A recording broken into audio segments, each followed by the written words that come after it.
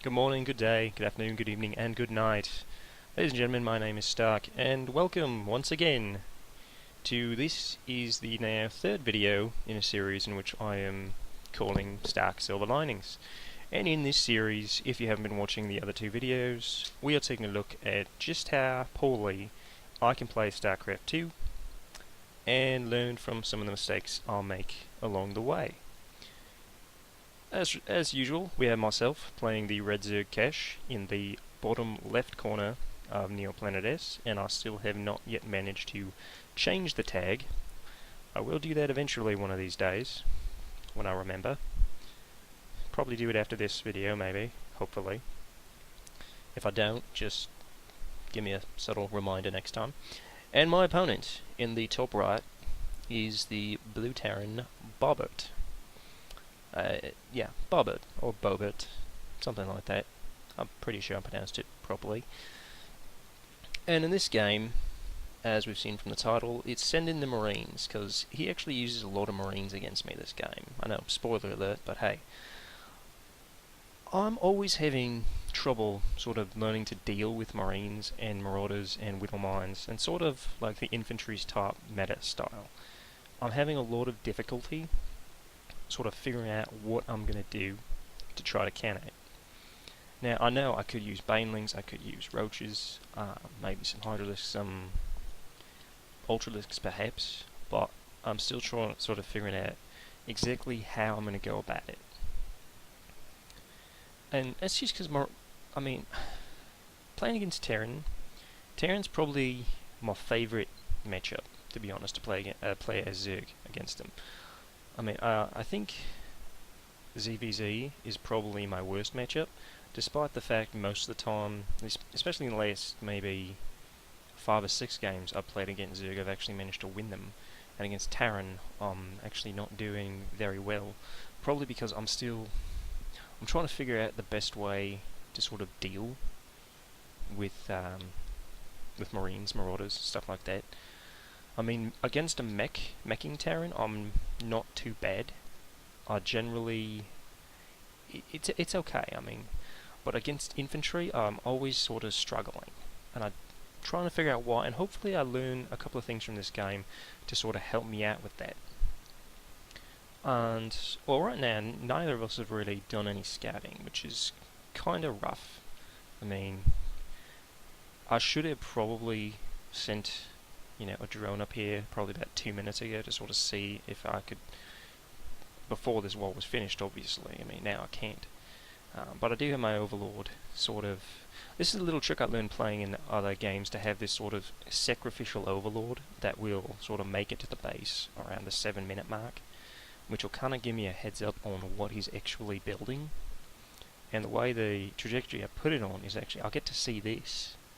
I'll get to see that he's actually making his expansion, but he's going to stick around the back, and I'm actually going to see that he's made 3 command centers, so I automatically know that he probably doesn't have a whole lot of units.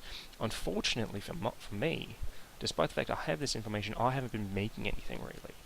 I've also been just sort of building up my economy, because as we've seen in previous games, economy's been one of my major downfalls, and not having money and not spending it has been a real hindrance to me. So here I'm going to send out these 2 Zergling scouts to sort of see if he has anything up here. I know he's been building this. I didn't quite see the bunker before, I don't think. No, I didn't. So I know he built that. So I'm assuming he probably has something here, and that's why these Zerglings are sort of heading up the way to see what comes into them. Of course, bunker 3 Marines, 2 Zerglings. They're not going to get all that far. I might have been able to run by them if I had Zergling speed yet, but it's not quite finished. It's almost done.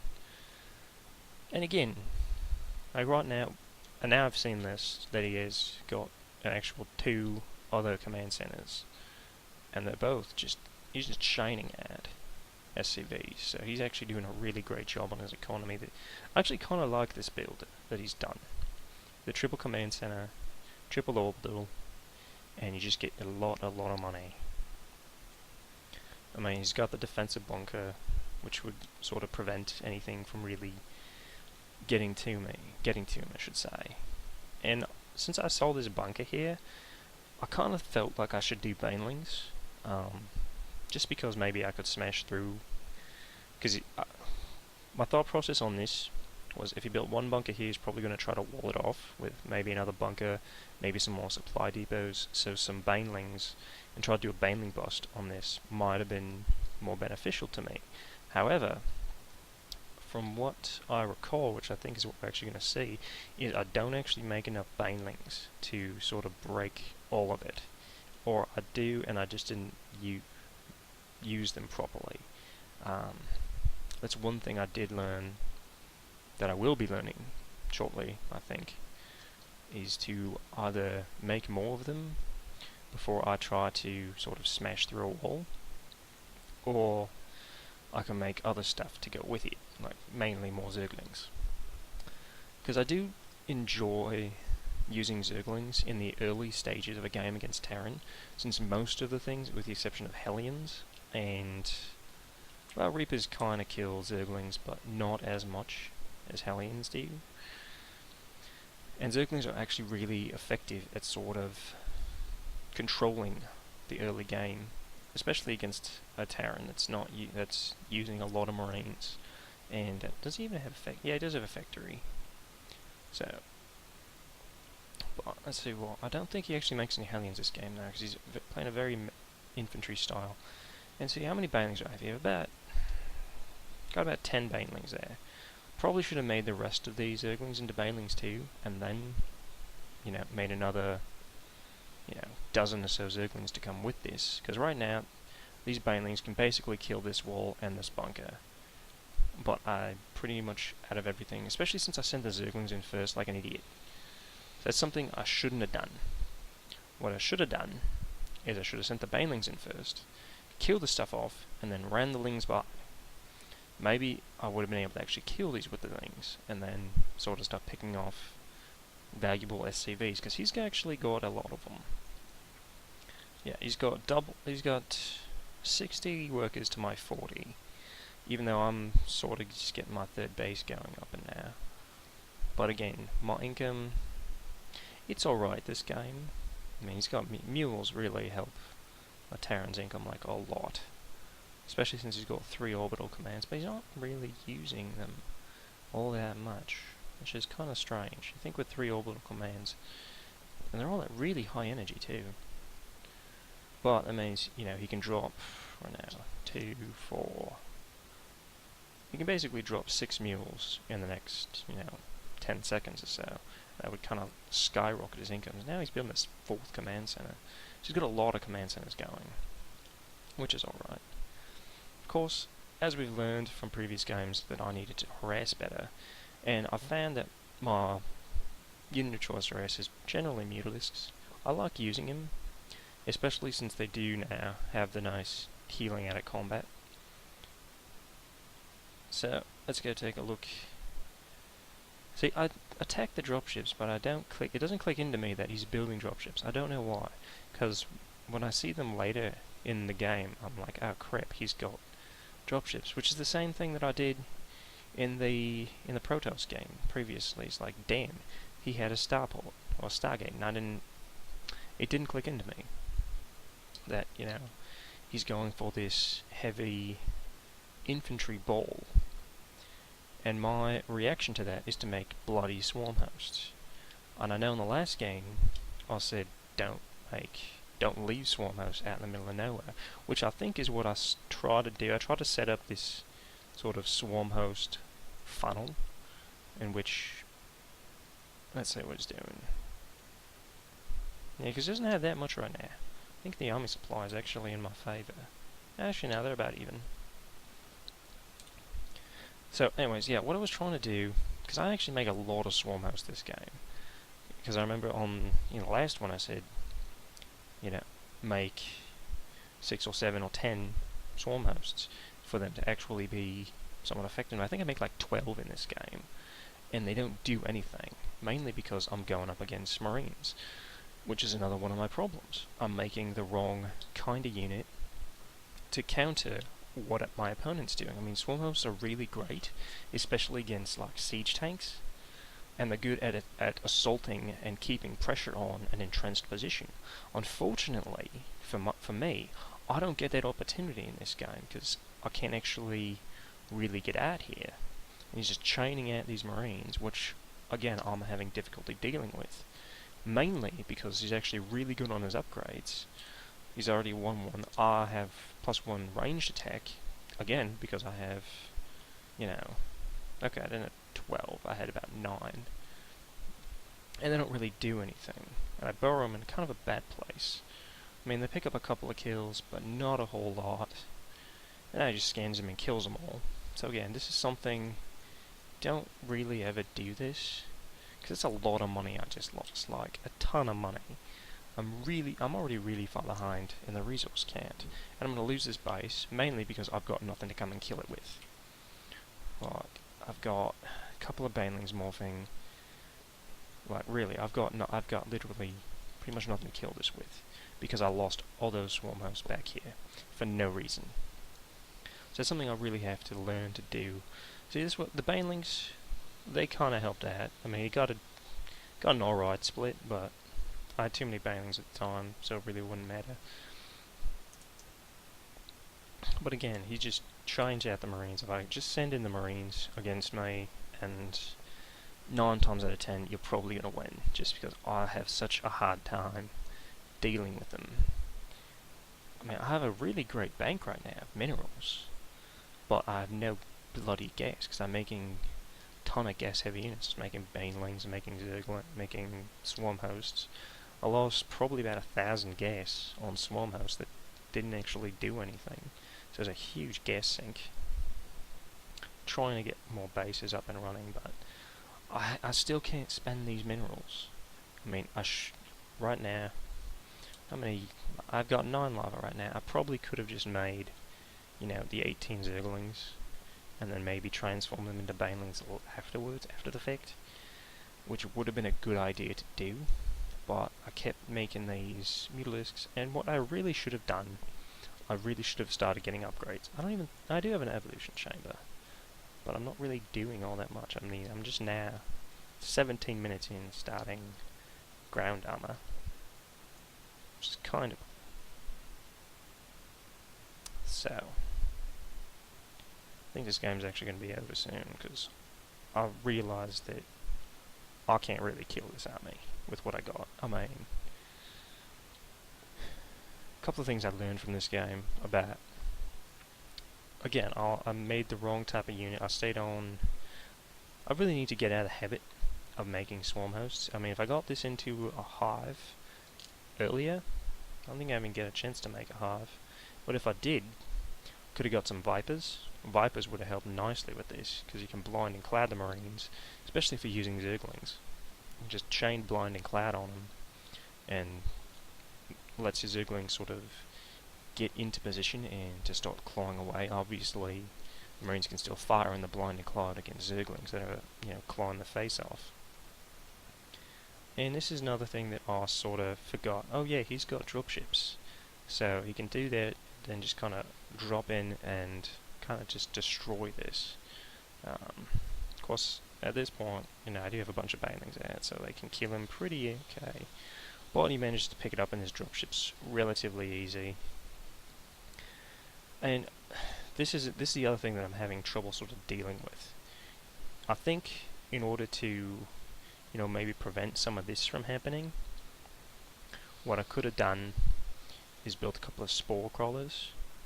Not like out in the boonies in the middle of nowhere where they're not really going to do anything, but just like sort of around here maybe, to sort of start picking off the dropships that were sort of coming in. And yeah, I hate Marines. And yeah, they are OP. I mean, that's just my opinion. Don't take it to heart. But Marines, they're just crazy OP. I mean, they're so cheap to make, and they're so effective at what they do. So just send in the Marines, and you can win. It's really kind of amusing like that. I mean, they're all good. They are good. They do have the purpose, and they are counterable. But I'm just having a lot of difficulty doing it. But what I learned in this game, if I had made some roaches, perhaps, but then if I make roaches, he already has the ability to make marauders, even making a couple of them. Also, because marauders can soak up baneling hits pretty well. So again, if I had made different units, I mean, infestors would have been a good idea, basically. Infestors would have been a really great idea for me, because then I could fungal growth the army, and then drop a couple of banelings on them, a couple of zerglings, clean it up nicely. So that's something that I didn't do, even though I had the infestation pit. It's something that didn't click into me at the time, whereas looking back now, I sort of realised that, yeah, I had the options. I had a lot of options to do, actually. I could have got a hive, and that would have enabled me to make vipers to blinding clad. It would have enabled me to make an ultralisk Kevin to get ultralisks, because ultralisks kind of munch marines quite nicely. I had an infestation pit. I could have gotten infestors and used fungal growth, but I didn't, which is probably what I should have done. And I could have gotten upgrades. I wasn't really proactive on making upgrades, mainly because I was kind of gas starved this entire game, but I had a lot of money, so that's something. That's something I'm kind of happy with. For the most part, I had a really good economy, with the exception of gas. I had a lot of minerals, but I had a lot of minerals and a lot of supply. So I could have, if I made better units, if I made a proper counter to this, rather than what really did me in. Like, what really cost me this game is this engagement up here where I lose the 9 swarm host. I spent... How much do swarm hosts even cost? That's a good question. Okay, so 200 minerals, 100 gas. So that's 1800 minerals and 900 gas. So basically, I spent 2700 resources basically to do nothing, and that cost me. And I could have spent those 2700 resources on roaches or banelings or something else that could have killed these marines. Now, I do believe that swarm hosts are a great unit, especially when they're utilized properly. As I stated in the previous video, I'm still sort of trying to figure out how to do that. That was a silly engagement on my part. Never kind of run zerglings into a ball of marines, unless you have banelings with you, or if you have a lot of zerglings. And again, I'm still trying to figure out how to use swarm hosts properly, and this is not how to do it. It's actually a really bad thing to do, because they just kind of die. Never use swarm hosts as sort of an attacking frontline unit. They are support units. That's what I'm sort of learning, and that's one of the things I figured out this game. That, oh, if he's making a bunch of marines, I should not make swarm hosts. I should make banelings or roaches. Do I even have a roach warren? No, I don't. So I should have made a roach warren early on in the game.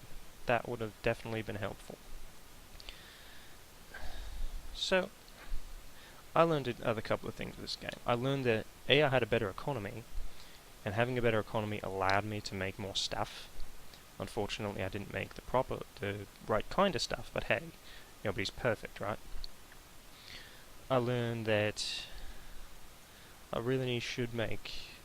Again, I sort of saw that he had these triple command center early on, and I could have applied the pressure a lot sooner. If I did, it might have been a different game.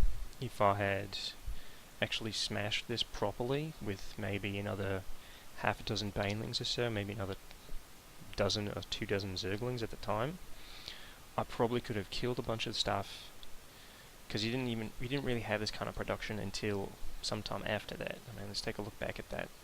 It's happened somewhere around 8 minutes, I think. No, maybe not.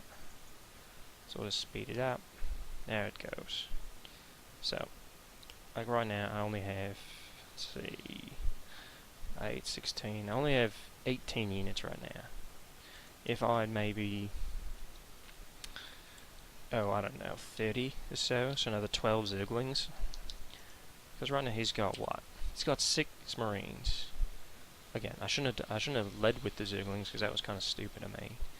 Should have just let the banelings do the job and smash through it. And if I had another 12 Zerglings or so, I probably could have won the game at that point. Because he didn't have the Riddle Mines out yet, he only had 6 Zerglings, and I could have just walked in here and killed all of this. So I kind of jumped the gun on that. I mean, a lot of times, myself and a lot of players, sometimes you get gun shy, in which you don't think you have enough to actually attack, so you don't, and you sort of build up and let the other guy build up. That time, I didn't actually have enough to attack. I was trigger happy, which, I mean, there's kind of this point where, you gotta chance it, and I gambled and lost, basically. That's where stuff started rolling downhill for me there. I was like, oh, well, damn, now what do I do? And obviously I go into the mutas, because mutas are great units and nice and quick, and I like using them. But anyways, I hope you learned something. I learned a couple of things. And as always, good luck out there. My name is Stark, and I shall see you next time.